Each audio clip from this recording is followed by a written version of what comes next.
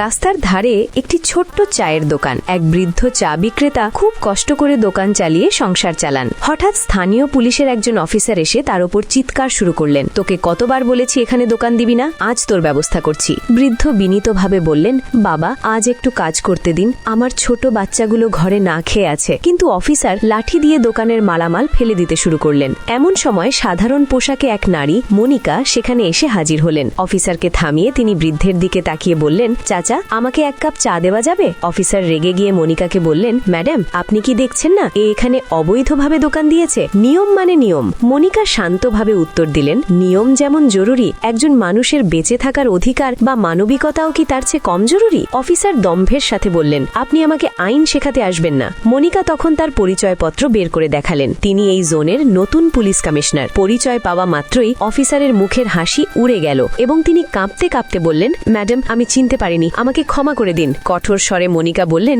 আইন মানে এই নয় যে আপনি কোনো গরিবের রুটি রুজি কেড়ে নেবেন। কালকের মধ্যে এই চা বিক্রেতার লাইসেন্স তৈরি হয়ে আমার টেবিলে থাকা চাই। অফিসার তৎক্ষণাৎ লাইসেন্স প্রক্রিয়ার জন্য ফোন করলেন। মনিকা বৃদ্ধ চা বিক্রেতার চায়ের দাম মিটিয়ে দিলেন এবং তার মাথায় হাত রেখে বললেন, চাচা আর কেউ আপনাকে ভয় দেখাবে না, আপনি মাথা উঁচু করে কাজ করুন। বৃদ্ধের চোখে তখন কৃতজ্ঞতার জল। মনিকা অফিসারের দিকে তাকিয়ে বললেন, নিজের দায়িত্ব সততার সাথে পালন করুন, ভয় দেখিয়ে নয়। ক্ষমতা যখন মানুষের কল্যাণে ব্যবহৃত হয় তখনই সিস্টেম সার্থক হয়। কমিশনার মনিকা প্রমাণ করলেন যে ক্ষমতার চেয়ে মানবিকতা অনেক বড় শক্তি।